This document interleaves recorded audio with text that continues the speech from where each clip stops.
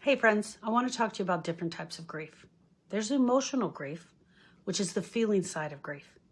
We feel sad, we feel angry, we feel loneliness, we long, we feel relief, and sometimes we even feel confusion.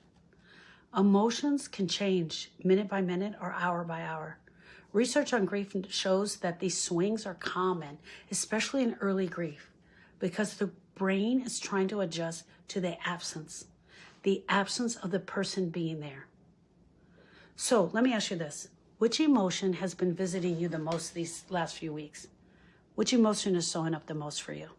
So that's emotional grief. It takes place in our heart. There's intellectual grief, which takes place in our brain. And this is the thinking side of grief. The mind searches for answers. Why did this happen? What if I had done something differently? How is life supposed to work out when they're not here? A lot of times what happens in the thinking is we go too far to the future. We jump ahead to the future, or we're looking in the past. Research on grief shows that the brain often tries to reconstruct the loss through repeated thinking and adding meaning to what has happened. This is the part of the cognitive process of the loss. So here's my question. Have you shared your last moment? Have you shared the moment where the grief keeps replaying for you? So there's emotional, which takes place in our heart, intellectual, what takes place in our brain, and physical grief. Physical grief affects the entire body, and it's measured this way: fatigue, chest pain, sleep disruption, loss of appetite, digestive issues, brain fog. Medical and bereavement research confirms that physical reactions are common after loss because the body is under sustained stress. Studies have documented increased cortisol levels, immunity changes, sleep disrupting. Grieving individuals will often have loss of appetite, loss of sleep, over drinking, overeating. Got to be careful with those. Where do you feel the grief in your body right now? When was the last time you talked about it?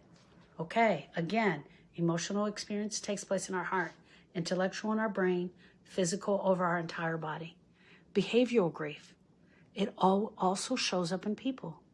We have this behavior in grief that shows up. We start avoiding people. We stay busy. We scroll all night long to avoid the grief. We replay the memories over and over and over again in our brain. We stay inside. Grief research has shown that avoiding grief is very common. It's one of the coping mechanisms that we use. What behavior are you using not to notice your grief? Drinking, shopping, sex, pornography? What are you using? We use them all. We eat all the cookies, friends. And then there's identity grief. Loss often shakes the sense of who we are. Who we are. Who am I without them? What does this life look like now? What is my role in my family? The attachment that you had to the person and now they're gone, losing a close relationship can disrupt how a person understands themselves, how they see themselves in this world. I was a wife. I'm a mother. What part of your life feels the most changed since your loss? What part of your life feels the most changed? Friends, you're still a wife. You're still a mother. And you're an amazing person. But the real point of the question is, I'm not here to diagnose your grief. I want you to know that grief takes place in all forms. And your only job is to notice where your grief is coming from today. What people do if they slow down long enough is they can see where the grief is showing up in their body, and they can go after that part of the grief. They stop feeling like they're feeling crazy. They start understanding what their mind and their heart and their body are actually responding to. Grief is not come in one form. It is not one feeling. You're not going to feel sadness all the way through. You're not going to feel the full body of grief all the way through. There's intellectual grief. There's emotional grief. There's full body grief. There's identity grief, right? All of these are going to be experienced by you on your grief healing journey. Your entire body, everything in your body matters. Every part of your grief matters. Do not let anyone talk you out of the grief. Okay, so here's my question for you.